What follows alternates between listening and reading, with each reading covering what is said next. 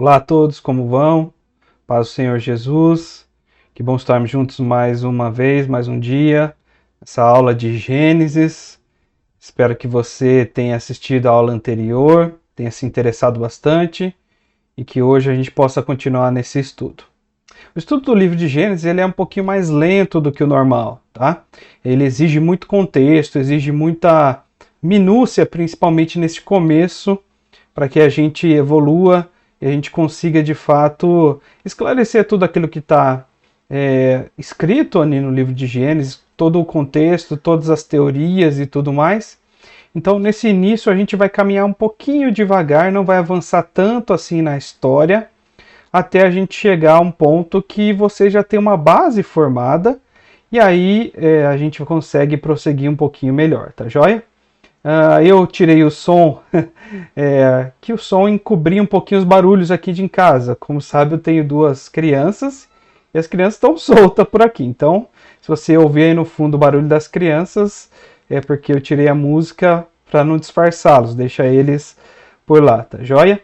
Então, hoje nós vamos falar um pouquinho do tema central que envolve o Gênesis, né? O que exatamente, que tema é esse que o Gênesis está tratando? O que exatamente ele está falando, né, a respeito... pastor, mas como assim do que Gênesis está falando? É claro que o Gênesis está falando da criação. Claro que Deus está falando de como ele criou, de tudo como que ele criou e tudo mais. Concordo com você, realmente é isso que ele está falando. Mas qual é a ênfase do livro de Gênesis? Qual é o ponto central do livro de Gênesis? Como que a gente consegue ter a certeza de que qual é o objeto central que o livro, que foi escrito por Moisés, e a gente falou sobre as hipóteses, né, disso na aula passada. Algumas pessoas creem que não foi apenas Moisés que escreveu o livro de Gênesis, né, que alguns outros coautores, que cada um denomina Deus como um nome, mas particularmente a gente não adota muito essa teoria, essa dissensão, né, que existe. Nós realmente cremos que foi Moisés quem escreveu, e isso baseia a nossa fé, e nisso a gente baseia tudo aquilo que nós construímos para estudar o livro de Gênesis, ok? Antes de mais nada, eu quero pedir desculpas que quando eu fui postar o último vídeo da última aula, o vídeo foi bloqueado por conta do conteúdo da novela que eu tinha colocado, então eu tive que editar o vídeo que já estava pronto e retirar a parte da novela. Então toda a parte que a gente se referia à novela Gênesis da Record, eu vou colocar a parte para vocês, mando no grupo de WhatsApp que nós temos. Se você está assistindo esse vídeo e ainda não se inscreveu, corre lá, se inscreve, o link está aqui embaixo na descrição desse vídeo. E aí a gente pode discutir e falar sobre as dúvidas a respeito do material, tá bom?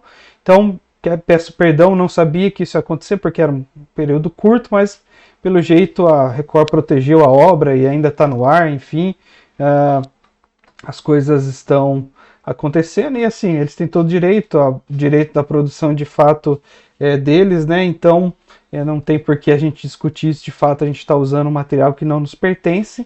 Então, publicar isso não é permitido, ok? Então, todo o material adicional referente à novela Gênesis, eu vou postar à parte. Qualquer outro material, eu vou tentar colocar no vídeo. Se tiver alguma restrição, eu volto e aviso vocês, tá joia? Bom, então vamos lá. Nós vamos falar sobre o livro de Gênesis hoje, né? Eu vou projetar aí para vocês continuam me ouvindo. E diante de tudo aquilo que nós vamos fazer, hoje nós vamos tentar avançar um pouquinho nos conceitos de Gênesis, tá? Como eu disse na aula passada, Gênesis se trata das sementes daquilo que Deus quer fazer na nossa vida, como plano redentor de Deus. Desde o início, o Gênesis já enuncia várias coisas a respeito daquilo que haveria de acontecer, tá joia? Então a gente vai falar um pouquinho hoje sobre o Criador. Sim, esta é a ênfase do início e de todo o livro de Gênesis. Essa é a ênfase do primeiro capítulo, não a sua obra em si. No princípio criou Deus os céus e a terra. A ênfase não está na criação, e sim no seu Criador, em tudo aquilo que ele promoveu para que nós fôssemos servidos onde nós estivermos. Deus escolheu que nós estivéssemos na terra. Ele criou todas as coisas para que nós estivéssemos ali, né? Então, hoje, nós vamos falar da ênfase que é este livro, né? O primeiro item diz que a ideia mais importante que nós encontramos no livro não é a criação em si, né? E sim o seu Criador. Tanto que o livro começa como no princípio criou Deus, né? Não está assim, no princípio a criação maravilhosa, não. Ele nos dá a dica de que um Deus que criou todas as coisas, que tem o poder de criar todas as coisas, que tem a condição de fazer com que tudo que nós vemos ao nosso redor foi criado por Ele, ok? Então, a resposta de Deus ela é imediata diante de tudo aquilo que nós temos como outras culturas que falam que, na verdade, não foi Deus quem criou todas as coisas, né? Então, a frase, no princípio criou Deus, um ser único, onipotente, um ser capaz de fazer todas as coisas, um ser que, através da sua voz, e a gente vai explorar isso um pouquinho hoje, cria todas as coisas a partir do nada, né? Então, esse Deus foi quem criou todas as coisas. Ele não é fruto da criação, ele não é fruto do mundo, do universo, e sim foi ele quem criou todas as coisas. Esse é o nosso princípio de fé, né? A gente precisa estar muito bem firme em tudo isso. Se vocês assistiram a aula passada, eu dei bastante ênfase nisso. E esse no princípio criou Deus, ele já difunde, ele já quebra alguns argumentos do politeísmo, que dizem que existiu com certeza também, principalmente os gregos, né, que creem nos deuses que criaram, que foi parida, e por causa dos deuses, aí deu origem ao planeta e tudo mais, e os deuses criaram, cada um tem o deus do fogo, do céu, do ar, do romance, enfim, muitos deuses criaram muitas coisas, né? Então essa ideia do politeísmo, que há muitos deuses fazendo cada um a sua coisa, e quando nós recorremos à Bíblia, nós vemos no princípio criou Deus. Então há um Deus só, né? Um Senhor, uma pessoa, um Criador, e Ele quem criou todas as coisas. E essa é uma resposta direta ao politeísmo, né? Essa é uma resposta direta àquilo que nós, como cristãos, cremos que existe apenas um Deus, né? É também uma resposta direta ao panteísmo. Não sei se você já ouviu falar no panteísmo. Panteísmo, simplificando a teoria em si, né, só para conhecimento de vocês, o panteísmo, ele crê que tudo é Deus e Deus é tudo.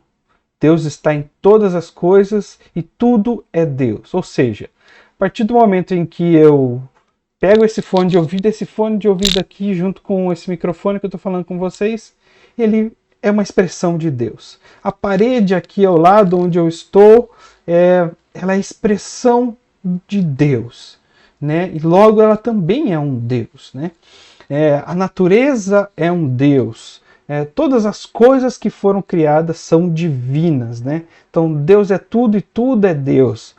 Então, não que tudo foi criado por si só. Tudo, a natureza, ela revela a sua divindade, né? E, na verdade, nós não cremos que isso, de fato, seja uma realidade. Nós cremos que Deus criou todas as coisas. E a palavra de Deus nos diz que a criação, sim, revela as obras do Criador, né? Então, ela não é Deus, mas ela revela aquilo que Deus é. Então, ela aponta para o Criador e não ela ganha divindade por si só, ok? Então ela desmancha essa ideia do panteísmo, do materialismo, do dualismo, que era um pouco mais essa filosofia grega de Aristóteles, Platão, começou em Platão, que foi desenvolvida por Aristóteles e alguns outros filósofos, onde o mal e o bem eles coexistem, né? Nós, como cristãos, cremos que o mal é a ausência de Deus, é a ausência do bem. Então, o mal se manifesta quando existe a ausência do bem. O escuro nada mais é do que a ausência de luz. O branco nada mais é do que a ausência de cor, o preto, desculpe. E a branco é a mistura de todas as cores, né? Então, esse dualismo crê que existe duas entidades, o bem e o mal, que são contrárias entre si, e que elas batalham uma contra a outra constantemente, né? Então esse é o dualismo. E a resposta não é essa, existe apenas um Deus. Ele é bom, ele é o bem encarnado, né? Ele é o amor, a pureza, e tudo aquilo que nós conhecemos de bom coexiste em Deus, e nele, na ausência dele, as tragédias começam a acontecer. É isso que nós cremos como cristãos, né? Então a figura de Deus, ela domina o primeiro capítulo da Bíblia. Seu nome, ele aparece cerca de 35 vezes só no primeiro capítulo da Bíblia, né? E todos os 35 vezes que aparece a palavra Deus, em 34 versículos seguidos, né? Então, a palavra Deus aqui é o centro da primeiro capítulo de Gênesis. Então, ela está focada no Criador e não na sua criação. Quando nós olhamos para Gênesis, é muito fácil nós olharmos, olha, Deus fez isso, olha, Deus fez todas as coisas e tudo mais, e contemplarmos a criação. E eu quero chamar a sua atenção aqui para que você olhe de uma perspectiva diferente. Isso pode mudar a forma com que Deus fala contigo a respeito da palavra de Deus, em que nós olhamos a partir do Criador e não da criação, né?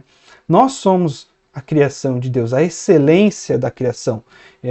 Acho que nós não vamos conseguir chegar hoje na criação do homem, mas toda a criação, tudo aquilo que Deus fez, não foi para que simplesmente existisse, mas foi para que desse condições, que a primazia da criação, que é o homem, a sua imagem e semelhança, a qual ele criou, habitasse neste meio que foi construído pensando nele. Então, a criação, ela não tem importância por si só, ela supre a necessidade da criação do objetivo final que Deus tinha, que era criar o homem.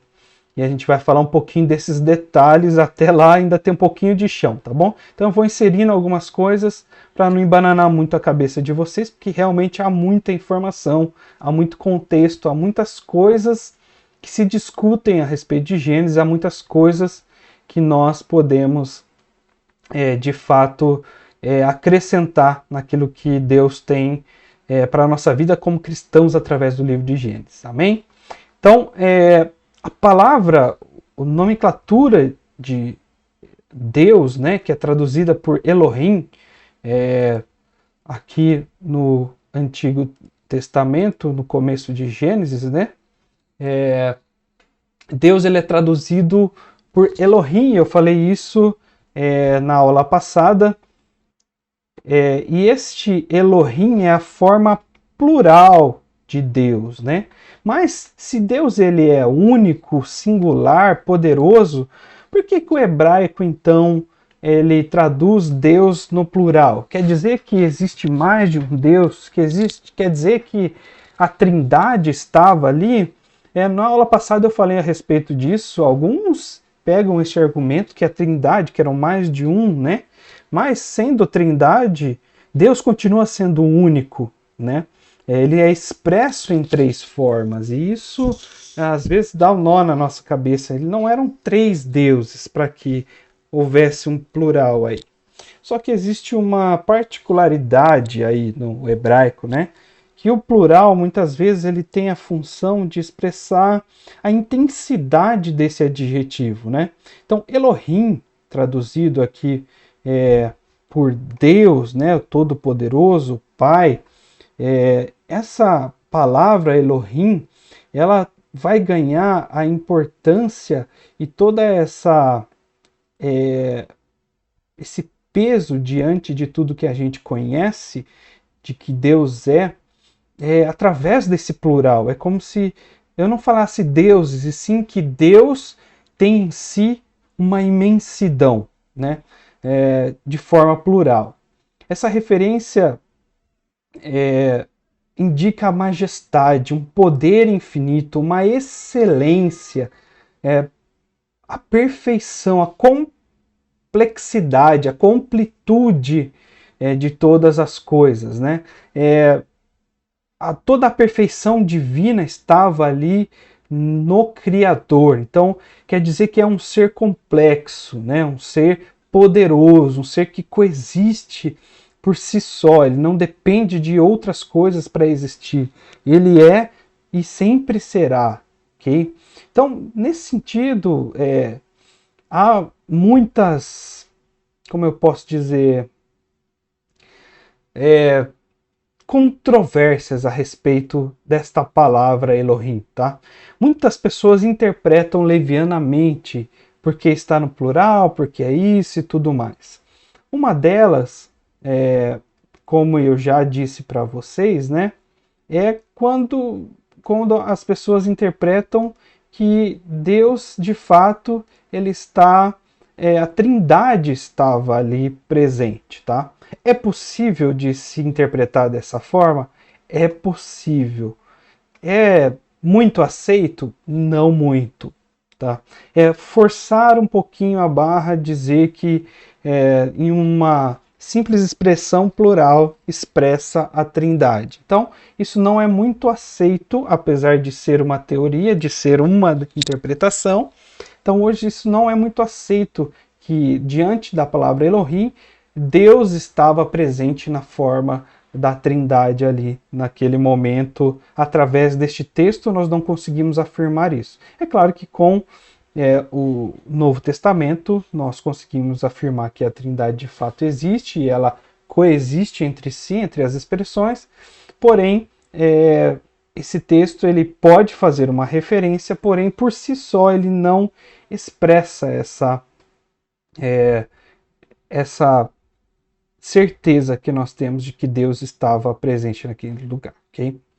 Então, diante disso, como é que a gente pode interpretar, então, tudo isso? Da forma que exatamente que eu falei para vocês, e eu vou projetar mais uma vez aqui. De forma que, de fato, o hebraico expressa a intensidade, a plenitude, indica o infinito, a excelência, as perfeições divinas de Deus. Okay? Então, isso nos ajuda a interpretar de que ali está expressando a intensidade do Deus Criador, a intensidade daquele que estava ali presente em todos os momentos, o tempo todo. Okay? Então, falando um pouquinho dentro de tudo isso, né, há um outro relato um pouquinho mais para frente, na segunda parte. Então, o que eu esqueci um pouquinho de falar para vocês na aula passada é um pouquinho a respeito de como o Gênesis ele é escrito em forma literal mesmo, da forma com que ele tem se desenvolvido estruturalmente como um texto, né? Então, como assim? Então, vamos lá. Por exemplo, o autor Moisés vai falar da seguinte forma: no princípio criou Deus os céus e a terra. Ele continua a descrição: a terra era sem forma e vazia, o Espírito de Deus parava sobre a face das águas. Ele vai continuar essa narrativa. Em alguns momentos, ele vai apenas introduzir essa criação. E depois ele retoma isso com detalhes, né? Há uma situação muito própria dessa na criação do homem, né? Quando Deus fala, acho que no verso 7, que Deus criou o homem, homem, mulher, macho e fêmea, Deus o criou, e depois Deus vai abordar os detalhes da criação do homem e depois da mulher, da costela e tudo mais. Isso dá margem para que pessoas interpretem que houve uma criação, não deu certo e Deus criou outra vez. E na verdade, esse é um erro básico de interpretação, que não conhece o texto. Nós chamamos isso de hermenêutica, tá? De conhecer o texto, de olhar para o texto e ver o que ele nos fala, e é um desconhecimento da forma com que ele é escrito. Então ele cita muitas vezes uma coisa e depois de alguns versículos ele retoma isso em detalhes e transcreve e detalha tudo isso. Então ficou faltando essa informação na aula passada da forma estrutural textual de Gênesis, ok? Então voltando aqui para Gênesis, né? E eu vou para a apresentação aqui novamente. Então, da mesma forma em que tudo isso acontece, no segunda parte do relato, né, em Gênesis 2, de 4 a 25, Deus mostra um ser pessoal, né? Que Deus mostra que a criação por si só, ela não é fantástica ou tem um propósito em si. Sim, ele tem um objetivo, o homem, né? Criar o homem, né? O título Yahvé Elohim é usado em Êxodo 3,14, mostra que Deus faz um pacto, né? Demonstra sua graça e a sua misericórdia em todas as coisas. Então, o caráter de Deus Criador, ele é muito enfatizado aqui na primeira parte do Gênesis. E tudo isso ele é muito importante para que nós, como cristãos, entendamos qual é o nosso papel, né, diante do Deus Criador. Então, nós não temos exigências a fazer, nós temos tarefas a cumprir. Porque Deus, o Todo-Soberano, Todo-Poderoso, está acima de todas as coisas e conhece todas as coisas. Amém? Então, o nosso papel é obedecer a Deus. Isso fica muito claro quando nós olhamos para o Criador em Gênesis, a grandeza, né? Que é o nosso olhar onde deve ter, ok? Então, diante disso, vou apresentar para vocês de novo. Peraí que eu estou perdido. Ok, sim. Agora sim. Então, Deus, a palavra de Deus diz que a terra era sem forma e vazia, né? Que existia uma desordem ali e que Deus então colocou todas as coisas em ordem, colocou todas as coisas em perspectiva, na perspectiva que de fato estava tudo ali com um propósito, né? Que não existia acaso em todas as coisas, né?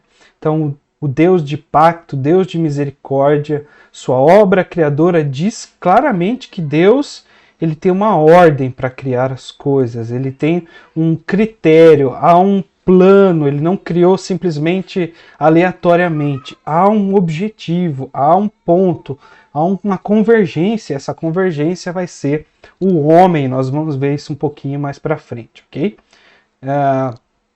Quanto ao aquilo que eu falei, eu passei na semana passada, o vídeo e aquela polêmica do início de tudo mais, daqui a pouquinho a gente vai abordar tudo isso com algumas outras teorias, tá bom? Então, segura a curiosidade, a gente vai chegar lá daqui a pouquinho, tá bom? Então, há um Deus e todas as coisas foram feitas por Ele. Afinal, nós lemos no princípio, criou Deus os céus e a terra.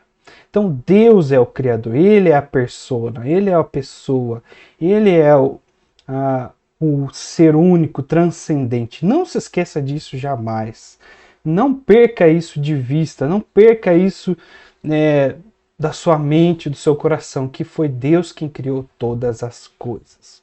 Ok? Que ao nós duvidarmos isso, com certeza outras coisas começam a chegar na nossa mente, outras hipóteses, a gente começa a duvidar de algumas coisas, a nossa fé é abalada, mas que o alicerce da sua fé, possa ser formada através desse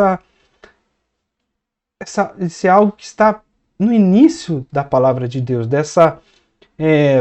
essa informação tão útil e importante que nós temos, que é: no princípio criou Deus os céus e a terra.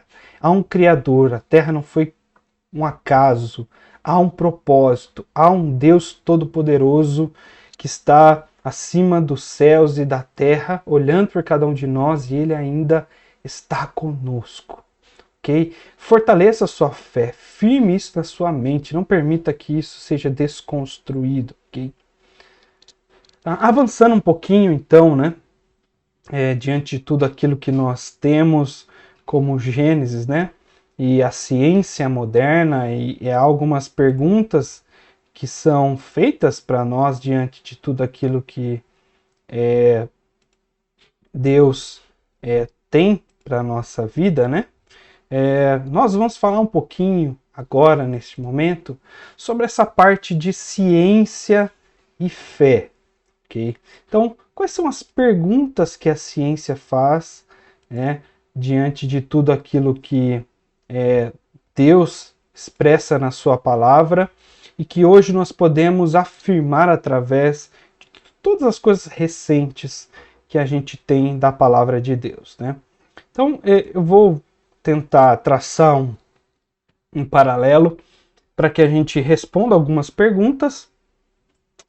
Antes de começar, há estudos profundíssimos a respeito disso, de estudiosos, de arqueólogos bíblicos que, de fato, estudam todos os detalhes da criação e do Gênesis. Esse não é o meu objetivo aqui. Eu vou dar algumas hipóteses, algumas teorias e simplesmente citá-las, não vou explicá-las profundamente, ok? Porque senão nós ficamos o ano todo só falando disso e esse não é o objetivo. O objetivo é falar do livro de Gênesis, de tudo que ele tem para a nossa vida, e isso faz parte desse conteúdo, ok? Então, qualquer curiosidade, qualquer coisa a respeito disso que eu vou dizer, se ficar alguma curiosidade, por favor, coloque sua dúvida, né, se inscreva lá nessa aula, se junte a nós, ao grupo de WhatsApp, e vamos conversar a respeito de tudo. Eu não sei todas as coisas, eu tenho estudado bastante para essas aulas, mas a gente junto pode aprender e fazer com que o Senhor seja exaltado na nossa vida através do livro de Gênesis também, ok? Então, quando nós olhamos para a ciência moderna e para os relatos bíblicos, há uma divergência que ela vamos dizer assim, que ela tem de fato permeado a discussão. E isso eu quero falar com vocês neste momento, tá? Então vou voltar aqui para a apresentação. Então, qual é o relato bíblico e a ciência moderna? Qual é a pergunta, então? Quantos anos tem a Terra? A ciência diz que tem milhões de anos. E nós, cristãos, através da genealogia e de tudo mais, nós cremos que a Bíblia tem a humanidade, né, a Terra, tem apenas alguns milhares de anos, alguns 6.000 anos em média, né? Tomando uma água aqui, desculpe. Então, diante de tudo isso, como que a gente consegue parâmetro a respeito disso? Como que a gente consegue afirmar que de fato a ciência ela não está correta através daquilo que Deus expressou a nós através da sua palavra? Bom, eu vou falar algumas teorias, mas vou falar mais uma questão antes. Uma questão que nós temos que ter em mente, eu falei um pouquinho sobre isso na aula passada, é que a Bíblia, por si só, ela não apresenta respostas a uma comunidade científica, né? Então, nós temos que ter isso em mente. Mas, falando de quantos anos tem a Bíblia, em primeiro lugar, Gênesis ele não apresenta datas, né? Nós não podemos levar em conta as genealogias ao pé da letra, porque muitas vezes ele pula algumas gerações, e quando ele diz filhos, e principalmente no início da Bíblia, essa filiação ela não é literalmente um filho legítimo que foi concebido entre um homem e uma mulher, um casal, que concebeu uma criança e ele é filho direto. Filho geralmente tem algumas interpretações como não como filhos normais, né? Como filhos que deram continuidade a esta história, principalmente após Adão, Eva, Caim, Abel e Sete, que Deus escolhe. Deus começa a focar na geração de Sete e os escritos vão na direção da descendência de Sete. Então, algumas outras pessoas podem não ter, alguns filhos de Sete podem não ter seguido a sua descendência no sentido moral. Ela pode ter desobedecido a Deus e ter sido deixada de lado. E quando a Bíblia fala que o filho de Sete pode ter sido um descendente, e nós não sabemos quantos anos entre Sete e esse próximo descendente de fato aconteceram, né? Então a Bíblia ela é focada não em datas, sim, não podemos levar ao pé da letra em conta as genealogias que ela apresenta, ok? Principalmente nesse início em que os pais da fé, os antediluvianos, ou seja, aqueles que viviam antes do dilúvio, eles tinham vidas um pouquinho, só um pouquinho, né? Pouca coisa, mais longa, eles eram mais longevos, né? 900, 800, 600 anos de vida eles viviam, né? Então, diante desse período, a gente não consegue, de fato, mensurar se há uma geração apenas de uma geração para outra, né? Poderia ter passado alguns anos a mais. Então, esse é um ponto, nós não temos convicção a respeito da genealogia bíblica, ok? Isso falando do Gênesis, tá, gente? Falando do Gênesis. A segunda coisa que eu falo para vocês é que eu já citei isso. A Bíblia não é um livro de ciência, né? Ela é um livro que trata um propósito, trata uma genealogia, trata a ascensão de um povo, a criação de um povo. E o Gênesis é a semente daquilo que foi a criação de Deus como um todo, né? Quando Moisés resgata o povo do Egito, né? E de tudo aquilo que aconteceu ali, o povo foi escravizado, ali começa a mentalidade de Deus de formar um povo. E o Gênesis vem para dar o pano de fundo para esse povo, para que eles conseguissem entender da seguinte forma: da onde eu surgi, quem eu sou, né? Quem eu sou diante dessa criação que Deus está querendo me levar para formar um povo, para que eu o adore. Qual foi o propósito que eu fui criado? Então, Moisés, através da inspiração divina, ele começa a relatar tudo aquilo para dar o pano de fundo de quem é esse povo, de como começou essa história, de que o homem é a primazia da criação de Deus, e que desde o início Deus tem satisfação em promover o homem como a primazia da criação, né? Como algo que coroou toda a sua criação. Não foi um acaso, não foi uma evolução, e sim foi um propósito criado por Deus, ok? Então, aqui nós vemos a revelação de Deus a Moisés para mostrar conceitos compreensíveis a esse povo que estava saindo do deserto, né? E não necessariamente a um cientista ou nós, essa geração curiosa do século XX e agora do século XXI, né?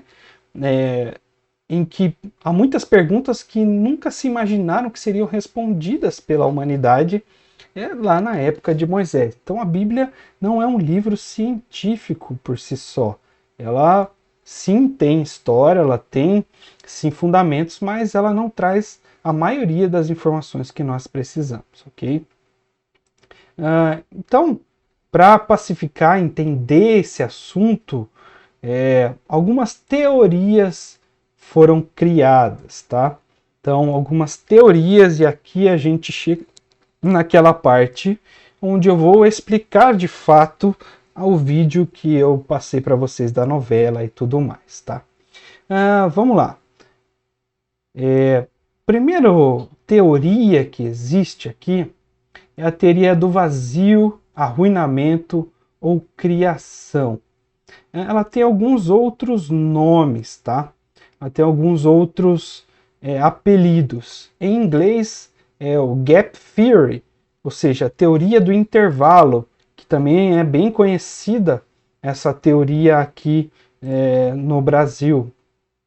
Então, a teoria do intervalo, a teoria do vazio, do arruinamento, enfim, há muitos adjetivos para tratar a respeito disso. Tá? Essa teoria diz o seguinte: ela diz que em Gênesis 1:1, no princípio criou Deus os céus e a terra. Quando houve a criação de todas as coisas, Deus criou os céus e a terra e criou tudo que nele há. Okay? Então, entre o Gênesis 1:1 e o Gênesis 1:2, houve a queda de Satanás dos céus. Até isso é relatado ali na novela Gênesis com muito detalhe, né? Então, Satanás começa a se rebelar contra Deus e ele é lançado na terra para que, de fato, ele foi expulso do céu. E aí, essa expulsão, esse lançamento na terra, ele produziu uma catástrofe universal. Ou seja, a terra que já era criada. Então, entre o Gênesis 1, no princípio criou Deus os céus e a terra, houve a criação, e a criação estava aqui, ela se formava de uma forma sem um objetivo de certo, né? E muitas coisas aconteceram diante dessa criação, e uma delas foi a queda do anjo de luz, Satanás, Lúcifer, né? Para a Terra, e houve uma catástrofe, né? E nessa queda, a imagem da novela, ela mostra muitos detalhes. Então há uma vegetação e há os dinossauros ali, né? Então há uma teoria de que o dinossauro é uma pré-criação de Deus, antes de tudo. Por isso que eles estão extintos ao cair Satanás ali na Terra. Okay? Então essa é uma das teorias, ela é muito aceita hoje em dia, tá? Ela justifica muitas coisas, ela preenche muitas lacunas porque há uma teoria científica de que houve um meteoro que caiu na Terra e extinguiu os dinossauros, né? Então os cristãos, para pacificar, atribuem que não era um meteoro, e sim foi Satanás lançado na Terra, né? Para que aqui fosse então castigado, e Deus então, a partir dessa queda, decide criar o homem com o direito de escolha, com o livre-arbítrio que os anjos não têm, né? Apenas a rebeldia em si. Então eles não têm o direito de escolher, a natureza deles é adorar e obedecer, eles não têm como não escolher adorar a Deus, tem como escolher adorar algum outro Deus, e nesse caso foi Satanás, né? Que levou 1/3 dos anjos, e hoje ele atormenta a nossa vida aí com os demônios, os anjos caídos, né? Então essa é a teoria de que Satanás foi lançado à Terra. Mas essa teoria, ela não é única, ela não é fechada. Há muitas pessoas que discordam desse tipo de abordagem e que não aceitam que de fato foi isso que aconteceu, né? Então, há uma outra teoria que eu vou mostrar para vocês aqui, através que se chama teoria da citação da criação progressiva. Então, teoria da criação progressiva. Essa também é uma teoria muito aceita no meio cristão e tudo mais, né? Essa teoria diz que a teoria da criação progressiva é que o relato de Gênesis ele é interpretado poeticamente. Como assim?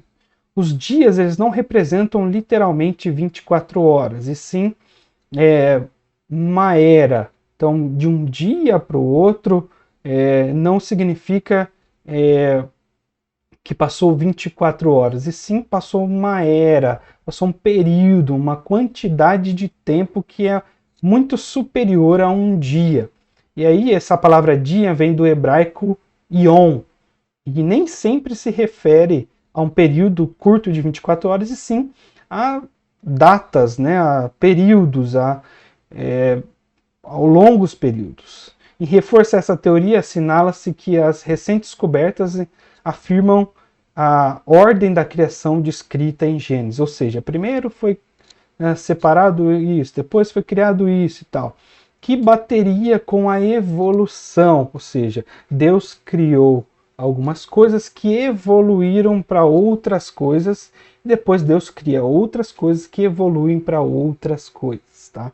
Então essa é uma teoria de que um dia que Deus criou não é literalmente igual a um dia de 24 horas, e sim a um período.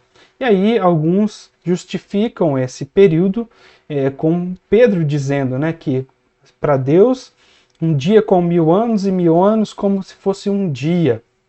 E aqui não há uma explicação direta dos dinossauros, né? Os dinossauros aqui, por dedução, né? Eu entendo que diante da criação que Deus criou os animais, houve uma seleção natural e esses animais foram extintos porque outros, por falta de comida, ou enfim, eles estavam virando carnívoros e essa ficou insustentável, né?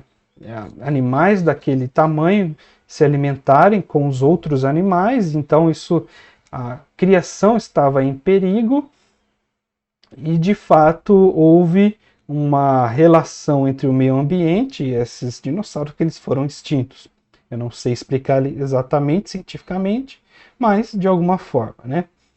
Há uma outra teoria que ela chama teoria da alternância, ou dia ou era.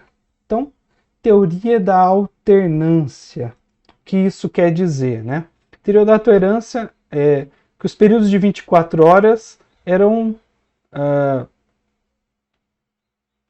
separados por vastas eras geológicas, ou seja, Deus em um dia criou de fato, por exemplo, em 24 horas Deus criou os céus e a terra, e entre um dia de uma criação e outro dia de outra criação, houve uma era. E qual a diferença da primeira para a segunda? Da teoria da criação progressiva, aqui, da criação progressiva para da alternância. A criação progressiva crê que a criação ela foi progressiva durante milhares de anos. Aqui a teoria da alternância do dia e era, ela crê que de fato a criação aconteceu em um dia. Porém, entre um dia e outro se passou muito tempo, ok? Então, a teoria da criação progressiva crê que a criação que descrita em Gênesis ela é poética, que ela não representa 24 horas. Então, ou seja, a criação não foi feita em um dia, ela foi feita de acordo com uma era, um tempo, um longo espaço de tempo, que as coisas foram criadas aos poucos e devagar. A teoria da alternância de era crê que a criação foi feita em um dia, porém entre um dia e outro, muito tempo se passou, ok? Se ficou qualquer dúvida que elas são bem parecidas, vocês, por favor, me falem. E há a teoria mais cartesiana, mais tradicional, que é a teoria da catástrofe universal. Que teoria é essa da catástrofe universal? Essa teoria, ela entende que o dilúvio, ela foi o evento que causou a extinção dos dinossauros, ou seja, era inviável levar um dinossauro na arca em função do volume de comida que ele tinha, em função do tamanho que ele tinha, então as espécies não caberiam diante. Então foi uma ordem de Deus, mesmo não expressa na Bíblia, deixar para trás os dinossauros, e no dilúvio eles foram extintos. E aí então todas as coisas que conseguiram ser salvas estavam na arca, e Deus então deu continuidade a tudo que ele criou. Então eles foram levados, não foram levados, deixados para trás, em uma função simplesmente biológica de porte, né? Um elefante já é enorme, imagina um outro ser que valeria por 10 elefantes, né? Quanto espaço, quanto de volume de comida teria que ter para alimentar durante 40 dias, e os anos que depois até baixar tudo isso, né? Então essa teoria diz que os dinossauros e Deus e o homem, eles viviam em paz, em comunhão até o dilúvio, e depois do dilúvio, então, eles foram extintos. Ok? Eu sei que essa parte é muito delicada e há muito estudo para que seja feito, mas há algo que eu gostaria de falar com vocês diante de tudo isso. Teorias existem, é bom que a gente se interesse por elas, que a gente entenda e estude cada uma delas e entenda o máximo de coisa possível. Porém, nós temos um objetivo, né, que é descansar, que as novas descobertas bem interpretadas, elas eliminarão muitas suposições e contradições de hoje, lançarão luz a respeito dos relatos bíblicos, né? Então, tudo aquilo que for descoberto daqui para frente, que isso não abale a sua fé, que isso contribui para que você de fato continue crendo quem Deus é e aquilo que Ele fez por cada um de nós. Okay? Então, não sei quanto tempo você pode gastar estudando tudo isso e tudo mais, mas uma dica que eu tenho é: não permita que nada disso abale a sua fé. Pelo contrário, que isso fortaleça a sua fé, ok? Então, nós já estamos quase chegando aqui a 50 minutos de aula, e eu vou parar por aqui hoje. Na semana que vem, a gente continua falando sobre a criação do universo, da matéria e tudo mais, e nós vamos tentar chegar na criação do homem por si só, ok? E eu vou retomar um pouquinho mais a respeito do original hebraico, né, das algumas palavras, algumas teorias, para que a gente de fato então consiga ter uma visão clara daquilo que o Gênesis trata por cada um de nós. Esse estudo, ele tem um livro base, tá? Se você tiver curiosidade e quiser, procure, chame lá no WhatsApp. É claro que há muitas adições de muitas informações, mas há uma orientação, uma base para que eu aqui fale para vocês, tá bom? Então, por enquanto é isso. Eu espero que vocês tenham gostado dessa aula. Hoje foi um pouquinho menos dinâmica, mas ela satisfez algumas outras curiosidades, né? Então, na semana que vem a gente fala um pouquinho mais a respeito desse universo, dessa criação, até que Deus então cria o homem, tá joia? Então até lá, até a semana que vem. Deus te abençoe, uma excelente semana, que o Senhor possa continuar construindo em você tudo aquilo que Ele deseja através da palavra de Deus, tá bom? Forte abraço para vocês, Deus abençoe, até semana que vem. Não se esqueça de se inscrever nessa aula para que a gente troque algumas ideias. Se você ficou com alguma dúvida, eu te adiciono essa semana ainda lá no WhatsApp para a gente conversar um pouco, tá bom? Forte abraço, Deus abençoe, até mais, tchau, tchau.